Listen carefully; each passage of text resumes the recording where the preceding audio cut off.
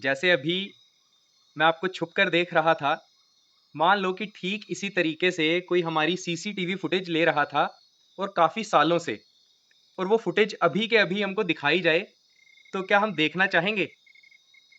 मैं आपकी उस लाइव की सीसीटीवी फुटेज की बात नहीं कर रहा हूँ, जो लाइव आप दूसरों को दिखाना चाहते हैं। मैं उस लाइव की सीसीटीवी फुटेज की बात कर रहा हूँ, जो एक्चुअली में आप अभी जी रहे हैं। हम में से मैक्सिमम लोग यही बोलेंगे कि भई हम नहीं दिखाना चाहते हमारी ये सीसीटीवी फुटेज, और ना ही हम देखना चाहते हैं। लेकिन एक बात समझने की है, हमारी सीसीटीवी फुटेज रिकॉर्ड हो रही है और ये किसी न किसी दिन दुनिया के सामने ज़रूर आएगी। हमारा मन उसे रिकॉर्ड कर रहा है। लेकिन हमारे पास एक मौका हो इस पूरी सीसीटीवी फुटेज को डिलीट करने का, तो आपको कैसा लगेगा? हमें बस ये करना है कि कल के दिन जो लाइफ हम दिखाना चाहते हैं, हमें वैसे जीना है कल का दिन। अब अगर आप आज का दिन खत्म होने से पहले ये 3 काम कंप्लीट नहीं करेंगे, तो कल चाहे आप जितना मर्ज़ी कुछ कर लो, आप कल भी वैसे ही अपनी लाइफ़ को स्पेंड करेंगे, जैसे आप आज से पहले कर रहे थे। और आपका जो ये मौका है लाइफ़ को दोबारा से रीस्टार्ट करने का, ये भी शायद आप गँवा देंगे। और आपको बताऊँ कि आज का दिन कंप्लीट होने से पहले कौन से 3 आपको काम करने हैं?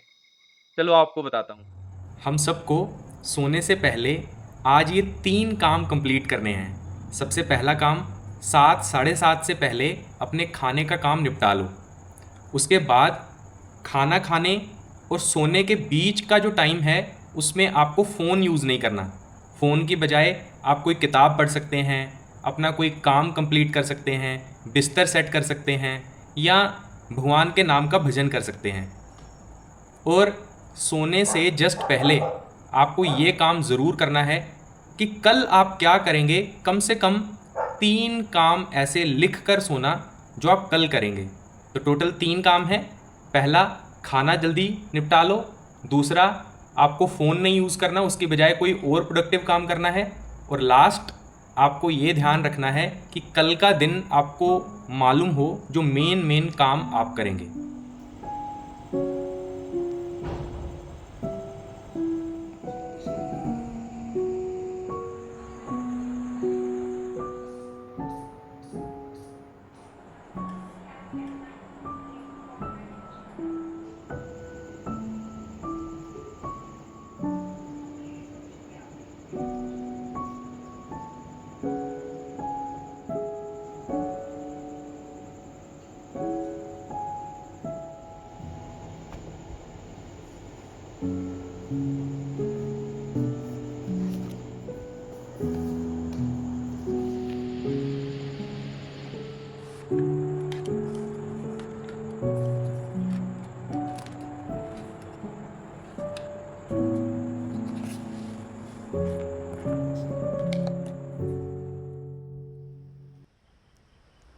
हेलो एवरीवन, उम्मीद करता हूँ कि आप सब बहुत अच्छे होंगे, अपनी पढ़ाई बहुत अच्छे से कर रहे होंगे और अपनी डेली रूटीन को फॉलो कर रहे होंगे।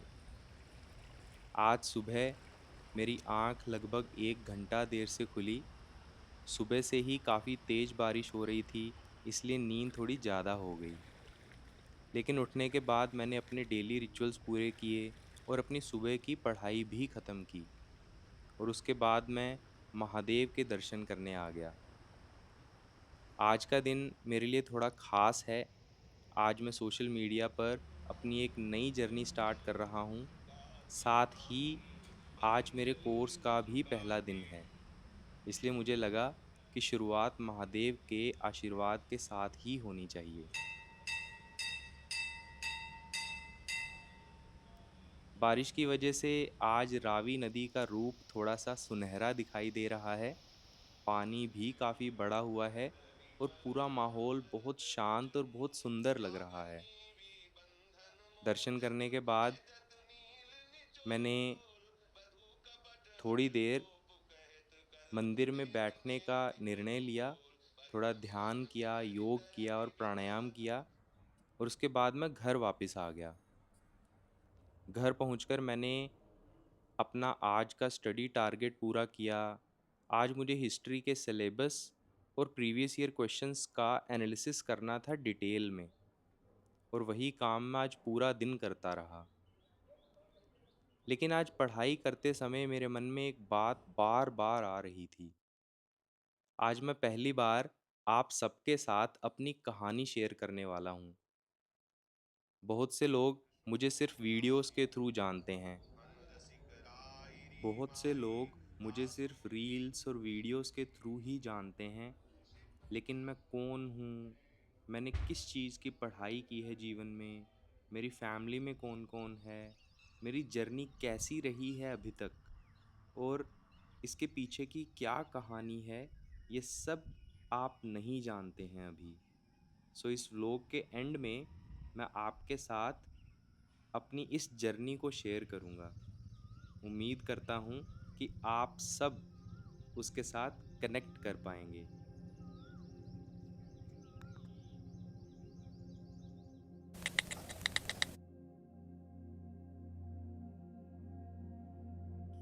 Hello everyone.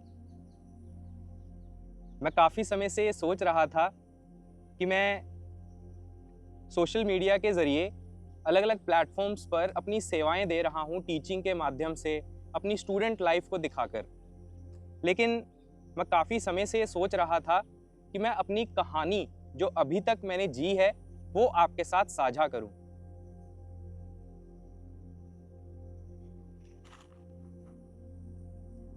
मेरा जन्म हुआ था 20 फरवरी 1993 को। उस दिन महाशिवरात्रि थी। रात के समय मेरा जन्म हुआ था एक ऐसे परिवार में जो एक जॉइंट फैमिली थी। राजस्थान से काफ़ी सालों पहले हम माइग्रेट हुए थे पंजाब में काम के चक्कर में। पंजाब में रहते हुए मैंने बहुत कुछ एक्सपीरियंस किया अपने आस पड़ोस में। हर माता पिता अपने बच्चों के लिए सपने देखता है, लेकिन जिस संघर्षपूर्ण जीवन से हमारे माता पिता ने अपना जीवन बिताया हमारे लिए, उसी की वजह से हमको अच्छे से पढ़ाई करने का मौका मिला। खासकर मुझे,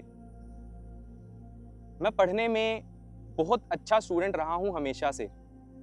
माता पिता, सोसाइटी, जो आस पड़ोस होता है हमारा, वो हमेशा हमारे मन में ये बात डालता ही है कि अच्छे बच्चे बनो, सिंसियर बच्चे बनो, पढ़ाई करो, नौकरी हासिल करो, एक अच्छी लड़की से शादी करके अच्छा घर बसाओ और एक खुशी से सुखपूर्ण जीवन जियो। यही सब बातें सुनते सुनते मैं बड़ा हुआ था एक ऐसे परिवार में। और मैंने स्कूल में, कॉलेजेस में बहुत अच्छे से मेहनत की, लेकिन जो हर बच्चे की टेंडेंसी होती है गलत आदतों में भी, वो उस समय पे इतनी उग्र नहीं हुई थी मेरे जीवन में। स्कूल के समय बहुत अच्छे दोस्त मिले, बहुत कुछ सीखने को मिला, एक ऐसा माहौल मिला जिसमें बच्चा मेहनत करता है दूसरों को देखकर। कॉम्पिटिटिव एग्जाम की तैयारी करने के लिए हमको 11वीं और 12वीं से ही प्रेरित किया जाने लग गया था हमारे एजुकेशन सिस्टम द्वारा। फिर उसी मेहनत की वजह से मेरा एडमिशन हुआ NIT जालंधर में, जहां मैंने अपनी बैचलर्स कंप्लीट की और वहीं से ही मैंने अपनी मास्टर्स कंप्लीट की सिविल इंजीनियरिंग में और मास्टर्स की स्ट्रक्चरल इंजीनियरिंग में। लेकिन जो हमने बचपन से सुना था कि अच्छे इंसान बनो, अच्छे कर्म करो, पढ़ाई करो, डिग्रियां हासिल करो, तो मन उस समय ये सोचता था यार हमने ये सब कुछ किया लेकिन नौकरी अभी तक नहीं मिली। हमारे सब दोस्तों को प्लेसमेंट्स मिल रही हैं कॉलेज में, ये एहसास हो रहा था कॉलेज में रहते हुए मुझे। तो मैंने तब दोस्तों से बात करके, इधर उधर से पूछ कर ये सुना कि भाई एग्ज़ाम की प्रिपरेशन कर लो, एक सरकारी नौकरी होती है, वो अगर आपको मिल जाए तो बहुत अच्छा जीवन होता है, बहुत स्टेबल लाइफ होती है, सिक्योर लाइफ होती है। तो मैंने जैसे ही अपनी बैचलर्स कंप्लीट होने वाली थी, फाइनल ईयर में मैंने इंजीनियरिंग सर्विस एग्ज़ाम की प्रिपरेशन करनी स्टार्ट की, गेट एग्ज़ाम की प्रिपरेशन करनी स्टार्ट की, और उसी की वजह से मुझे मौका मिला मास्टर्स करने का वहीं से ही स्ट्रक्चरल इंजीनियरिंग में। लेकिन मैं चाह रहा था कोई सरकारी नौकरी मिले, लेकिन 2 साल का इंतजाम हो चुका था। मौका था कि 2 साल रहकर मैं मास्टर्स करूं, अच्छे से एक प्रोफेसर की लाइन चूज करूं, या मेरे पास एक मौका था कि मैं उन 2 सालों को अच्छे से मेहनत करके किसी एक एग्जाम को क्लियर करूं और एक सरकारी नौकरी फाइनली हासिल करूं। लेकिन जो एक इंसान को बुरी आदतें लगती हैं ना, वो उसी उम्र में लगनी स्टार्ट होती हैं जब हम स्कूल से कॉलेज में जाते हैं, और 5 से 6 सालों में वो आदतें इतनी उग्र हो जाती हैं कि हमारे हाथ में ही नहीं होता अपने मन को कंट्रोल कर पाना। हम कोशिश करते हैं बहुत, लेकिन परमानेंट सोल्यूशन कभी हमें नहीं मिल पाता, और यही सब कुछ मेरे साथ भी हुआ। जैसे ही मास्टर्स कंप्लीट होने वाली थी, फिर चिंताएं बढ़ने लग गई कि यार नौकरी तो अभी भी नहीं है। तो मैंने फिर से घर पर बात करके रो धोकर एक एग्जाम की प्रिपरेशन करने की मोहलत और मांगी माता पिता से कि मुझे 1 से 2 साल एग्जाम की प्रिपरेशन करनी है और मैं दिल्ली जा रहा हूँ। दिल्ली रहकर मैंने 1 साल एग्जाम की अच्छे से प्रिपरेशन की कोचिंग इंस्टीट्यूट से। वहाँ मुझे सच में बहुत कुछ सीखने को मिला।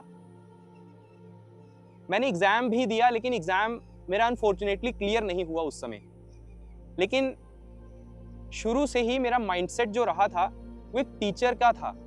मैं स्कूल में, कॉलेज में अपने साथी बच्चों को पढ़ाने में बहुत इच्छुक होता था कि मेरी रिवीजन हो जाएगी और इनको मैं पढ़ा भी दूंगा।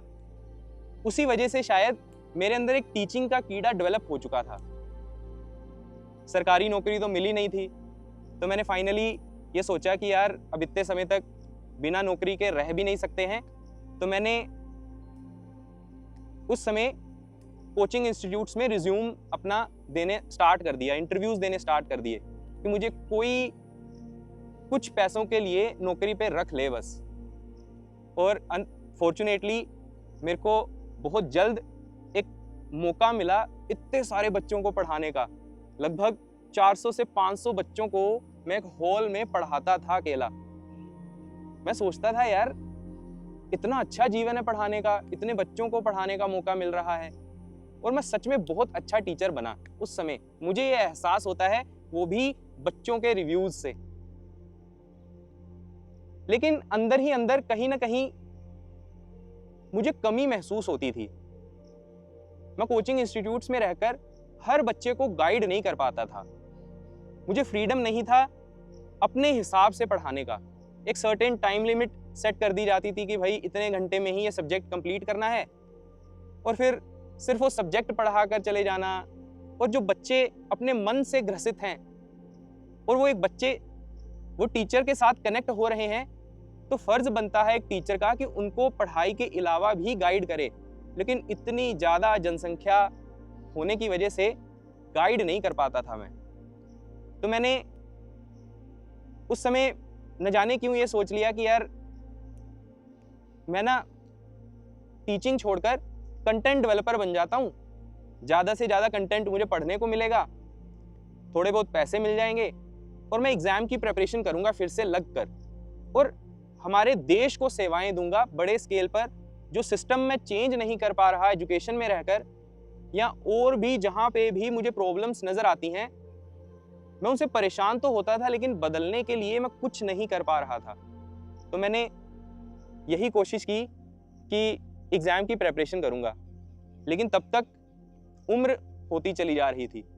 घर में मैं सबसे बड़ा था, मेरे 3 छोटे भाई बहन हैं।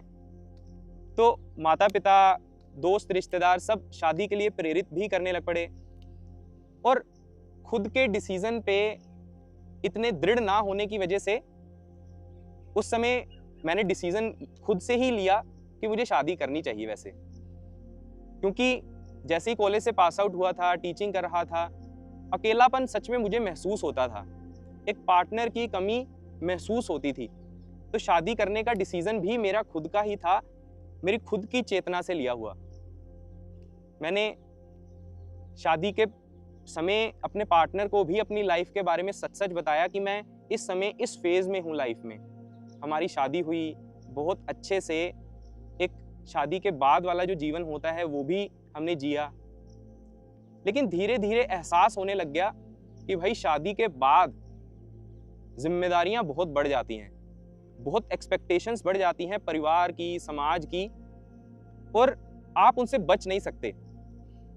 और मैं उस समय एक ऐसे फेज में था जिसमें मैं सोचता बहुत ज़्यादा था। उस समय मैं सोच रहा था कि मैं एग्ज़ाम की प्रिपरेशन करूंगा, और यूपीएससी एग्ज़ाम की प्रिपरेशन करने में मेरा रुझान ज़्यादा था। वो इसलिए कि जब मैं टीचिंग करना स्टार्ट हुआ था तो एक्चुअली में मुझे मालूम कुछ भी नहीं था। मैं सिविल इंजीनियरिंग का एक छोटा सा स्टील स्ट्रक्चर का सब्जेक्ट पढ़ाता था उस समय, और उसी से मुझे बहुत अच्छी सैलरी मिल रही थी। लेकिन अंदर कहीं एहसास था यार मुझे नॉलेज नहीं है ज़्यादा। ना तो मुझे नॉलेज थी इतिहास की, ना हमारे पॉलिटिकल स्ट्रक्चर की, ना ज्योग्राफी की, ना ही मुझे नॉलेज थी हमारी इकोनॉमी कैसे वर्क करती है, एथिकल कैसे बना जाता है। कुछ भी नहीं मालूम था मुझे कि देश में क्या हो रहा है, विदेश में क्या हो रहा है। तो मैंने उस समय ये निर्णय लिया कि अगर यार सरकारी नौकरी की प्रिपरेशन करनी ही है, मैं अंदर से कॉन्फिडेंट हूँ, परिवार मुझे सपोर्ट कर रहा है, वाइफ मुझे सपोर्ट कर रही है, तो मैं एग्ज़ाम की प्रिपरेशन करूँगा। चाहे कोई छोटी मोटी नौकरी मिल जाए, उसके बाद इत्मीनान से मैं एग्ज़ाम की प्रिपरेशन करता रहूँगा यूपीएससी के लिए। मैंने कोशिश की कि पंजाब में जो जूनियर इंजीनियर, पंजाब पुलिस, जो सरकारी नौकरी के लिए हर आम इंसान एक एफर्ट करता है, वो मैंने किया। लेकिन अनफॉर्चुनेटली मेरे वो एग्ज़ाम्स भी लाइफ में नहीं क्लियर हुए, और तब तक जीवन में एक प्रेशर भी आने लग गया था कि हमारी एक संतान भी हो, एक बच्चा भी हो, क्योंकि एक सर्टेन एज के बाद हमारा जो शरीर है उस पर हमारा वश नहीं चलता। उस समय हमें भगवान की दया से एक बच्चा नसीब भी हुआ कोख में, लेकिन अनफॉर्चुनेटली हमारा और उसका साथ लगभग 5 महीने का ही था कोख में। लेकिन उस घटना ने मेरे जीवन को काफ़ी बदल दिया। मेरा जो दृष्टिकोण था जीवन को देखने का, वो सच में बिल्कुल ही बदल दिया। मैं उस दौर में एक ऐसे फेज में था, हाल ही में जस्ट 1 से 2 साल पहले मैं एक ऐसे फेज में था कि ना तो मेरे पास एक नौकरी थी, ना ही लाइफ में स्टेबिलिटी थी। मेरे जो साथ के दोस्त थे वो सब अपने जीवन में एक अच्छा जीवन जी रहे थे, इवन कुछ कर्म कर रहे थे, काम कर रहे थे जिससे उनको सैलरी मिल रही थी, अपना जीवन अच्छे से काट रहे थे। कोई कुछ खरीद रहा है, कोई कुछ कर रहा है। उससे अंतर मन में बहुत अफेक्ट तो होता था मुझे। माता पिता की उम्र हो रही थी, मेरी खुद की उम्र हो रही थी, शरीर में बहुत सी प्रॉब्लम्स मैं फेस करना स्टार्ट हो चुका था, और फिर जीवन में ऐसा कुछ हो जाना। लेकिन मैं 2017 में, आज से ठीक 7 से 8 साल पहले जब कॉलेज से पास आउट हुआ था, तब मैं स्पिरिचुअल लीडर्स के, अलग अलग संतों के, अलग अलग गुरुओं के वीडियो सुनने लग चुका था। मैं अलग अलग वीडियोस को सुनता रहता था हर समय, जैसे इंटरेस्ट हो। भगवत गीता मैंने तब कोशिश की पढ़ने की, तब मैंने अलग अलग स्क्रिप्चर्स को रीड करने का जो मेरा इंटरेस्ट था उसकी तरफ मैं अग्रसर हुआ। शायद उसी की वजह से जो मेरी लाइफ में ऐसा फेज आया उसको मैं अच्छे से संभाल पाया। और वो संभालना वो ऐसा वैसा नहीं था, वो सच में ऐसा संभालना था कि मैं सच में टूट चुका था तब तक अंदर से। और उसी समय मैंने ये डिसाइड किया था कि मैं कुछ काम करना स्टार्ट करूँगा। सरकारी नौकरी मिलेगी नहीं मिलेगी ये मेरे हाथ में नहीं है, मैं सिर्फ एफर्ट कर सकता हूँ। और अभी भी मेरे पास 2 साल का समय है, और मैं वेट नहीं कर सकता वैसे 2 साल और अनएम्प्लॉयड रहकर और बेरोजगार रहकर। तो मैंने तब आज से कुछ 2 साल पहले डिसाइड किया था कि मैं यूट्यूब पर, अलग अलग सोशल मीडिया प्लेटफॉर्म्स पर अपने टीचिंग के, अपने स्टूडेंट लाइफ को दिखाकर कुछ ना कुछ एफर्ट करूँगा अपनी तरफ से। जो मैं बिल्कुल ही पूरा दिन आराम करता रहता हूँ, सोता रहता हूँ, एक स्ट्रेस में जीवन जी रहा हूँ, उससे तो बाहर निकलूँगा।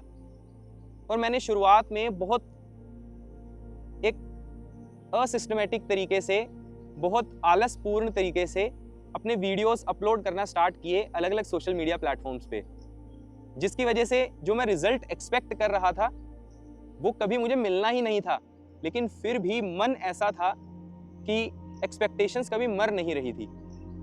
लेकिन समय हमेशा आपको ऐसा ऐसा समय दिखाता है, ऐसी ऐसी सीख देता है, जिससे सच में आपको अंदर से बदलना ही होता है।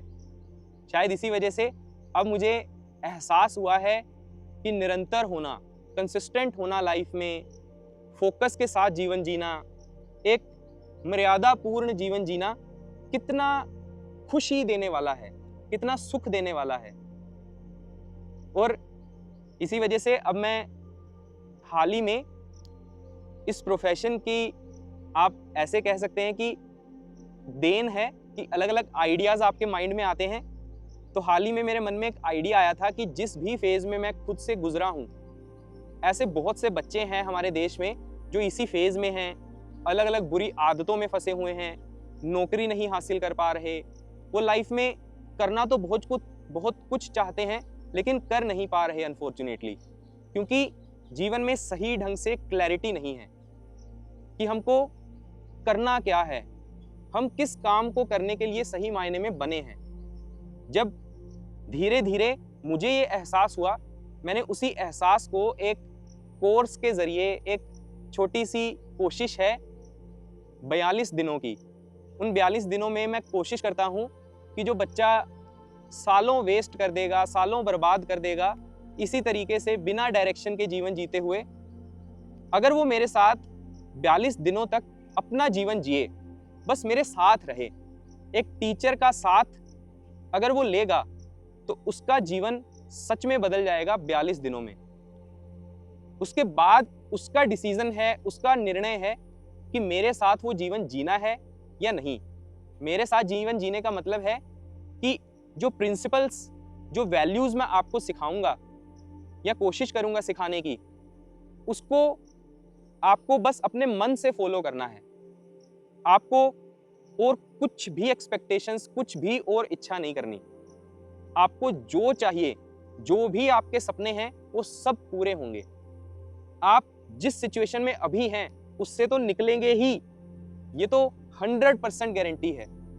42 दिन तक मैं अंदर से विश्वास करता हूँ, और ये विश्वास सच में जहाँ से आ रहा है उसी की वजह से ये मैं बात बोल पा रहा हूँ कि अगर आप 42 दिनों तक अपनी स्टूडेंट लाइफ में किसी भी फेज़ में हो, चाहे मेरे साथ कुछ समय बिताइए। अपने जीवन में कंसिस्टेंट होना, सेवा भाव लेकर आना, फोकस और एक डिसिप्लिन अपने अंदर लेकर आना मेरे साथ सीखिए। और मैं आपसे बड़ा नहीं हूँ, मैं आपसे पद में बड़ा नहीं हूँ, आपसे किसी भी तरीके से ऊपर नहीं हूँ। मैं बस एक जिम्मेदारी निभाना चाहता हूँ टीचर की, एक स्टूडेंट को सेवा देना चाहता हूँ, हेल्प करना चाहता हूँ, गाइड करना चाहता हूँ। और ये मेरा एक, ऐसे कह सकते हैं कि इस जर्नी की शुरुआत में पहला कोर्स है जो मैं फ्री में यूट्यूब पर प्रोवाइड कर रहा हूँ। ऐसी आगे और भी बहुत से कोर्सेज मैं लॉन्च करता रहूँगा। मेरा मेन पर्पस है सर्व करना, खासकर हमारी स्टूडेंट लाइफ को।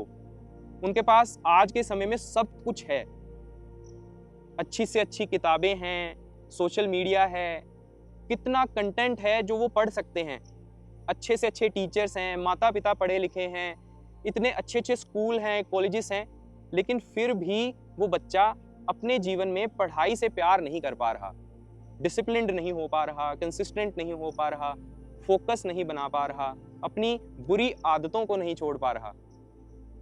शायद इसी वजह से भगवान मुझसे ये कार्य करवाना चाहते हैं कि जो मैंने एक्सपीरियंस किया है वो मैं आपके साथ साझा कर सकूं।